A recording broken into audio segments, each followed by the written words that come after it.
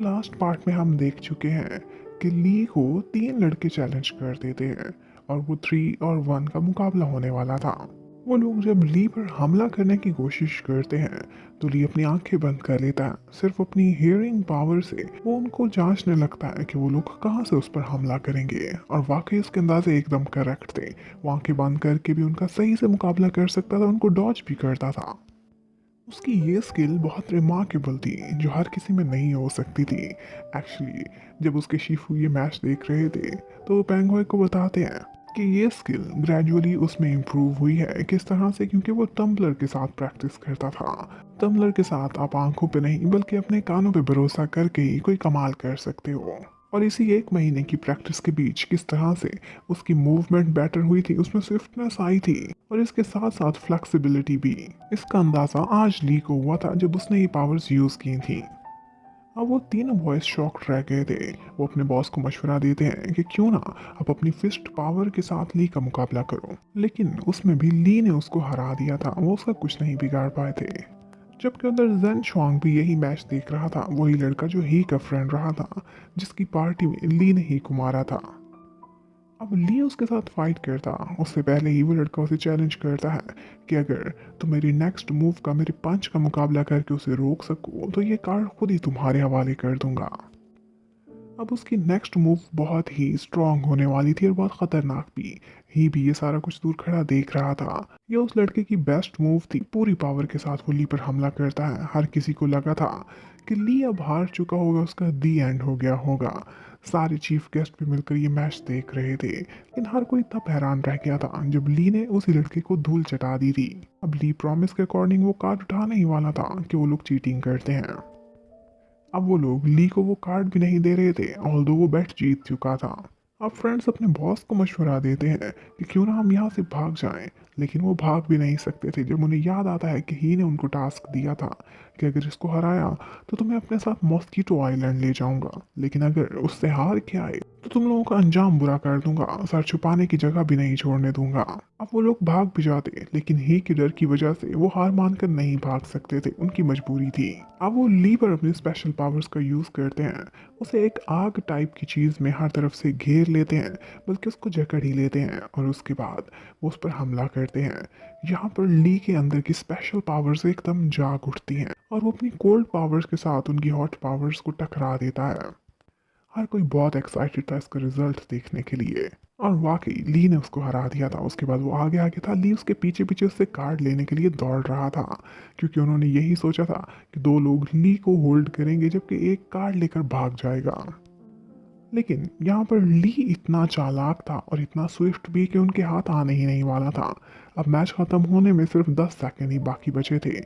ली के हाथ में एक दफ़ा कार्ड आने ही वाला होता है कि वहाँ पर ही भी अपनी पावर से चीटिंग करता है, और उसके बाद वही तीन लड़कों का बॉस आता है, ली को गिरा देता है, कार्ड खुद ही अपने हाथ में पकड़ लेता है। लगा था ली हार गया है, लेकिन वो देखता है कि ये तो फेक कार्ड था। ली को उनको चक्कर देना भी अच्छे से आता था। लास्ट मोमेंट वो कार्ड ली के हाथ में था और वो जीत चुका था, इस बैटल में क्वालिफाई कर गया था। ये देखकर प्रिंसिपल को तो अच्छा नहीं लगा था कि एक एवरेज स्टूडेंट इतना अच्छा परफॉर्म करे, लेकिन चीफ गेस्ट ली की मूव से और उसकी स्किल्स से बहुत इम्प्रेस हुआ था। जो स्किल्स उसने शो की थी वो आम लोगों के पास नहीं होती थी। इससे पता चलता था कि वो लड़का एक जेम है, और वो जाते जाते ही के डैड की इंसल्ट भी करके जाता है कि वो बिल्कुल आपके जैसा है। उसने अंदर एक तो चीटिंग भी कराई थी, दूसरा उसमें कुछ रिमार्केबल था ही नहीं। उधर पेंग हे भी शिफू के साथ ही मैच देखते हुए बहुत खुश हो रहा था। उन लोगों को अंदाजा नहीं था कि ली रियल बैटल में इतना अच्छा परफॉर्म करेगा। पेंग हे कहता है कि ये लड़का इंतहाई टैलेंटेड है, जबकि उधर ही शियाओ शोए के पास जाता है। वो कहती है कि मुझे पता है तुमने ही उन तीन लड़कों को ली के पीछे भेजा था, ये चीटिंग है और मुझे बिल्कुल भी अच्छी नहीं लगी। जबकि उधर जेन को दिखाते हैं कि मैच खत्म होने के बाद वो एक मिस्टीरियस apparatus के सामने खड़ा हुआ था जिसमें से आवाजें निकल रही थी, और कोई था जो उससे बात कर रहा था। उसका हमें चेहरा नहीं दिखाते, लेकिन वो कोई बहुत ही पावरफुल पर्सनैलिटी थी जिसके सामने जेन एकदम वो किए हुए था, और वो ली के बारे में ही बात कर रहे थे। उसकी कुछ मूव्स इतनी स्पेशल थी कि वो लोग हैरान थे कि उसने कहाँ से सीखी हैं। उधर ली भी और उसका रोबो भी दोनों बहुत खुश नजर आते हैं। ली ने इस बैटल में इतना अच्छा परफॉर्म किया था कि आगे उसके फेडरल जूनियर चैंपियनशिप में जाने के चांसेस बहुत बढ़ चुके थे। इस बात के लिए वो बहुत एक्साइटेड फील करता है। उसके बाद नेक्स्ट सीन में हमें एक शिप को दिखाते हैं। उस शिप में बहुत सारे लोग थे जो कि प्रैक्टिस कर रहे होते हैं। ली भी वहीं पर खड़ा हुआ था। वहाँ पर ली के पास ज़ेंग शुआंग आता है। वो खुश था क्योंकि ली को वो आज भी याद था। वो उससे कहता है कि तुम ही के फ्रेंड हो और तुमने मुझे एक दफ़ा इंश्योरेंस लेने का भी मशवरा दिया था, ये मैं कभी भी नहीं भूलूंगा। लेकिन ज़ैंग अब एकदम बदला हुआ था। वो तो ली से दोस्ती करना चाहता था। इवन कि वो उससे कहता है कि तुम मेरे पार्टनर बन जाओ, हम लोग मिलकर परफॉर्म करेंगे। लेकिन ली को ये एक्सेप्ट नहीं था। वो उसे इनकार करके आगे बढ़ जाता है। इवन कि ये भी कहता है कि मैं हमेशा सोलो परफॉर्म करता हूँ, मुझे पार्टनर्स के साथ खेलना पसंद नहीं, ये मेरा स्टाइल ही नहीं है। इधर उन दोनों की आपस में बातें चल रही थी जबकि बहुत से लोग थे जो कि एक बहुत वजनी से ऑपरेटर्स को उठाने की कोशिश कर रहे होते हैं।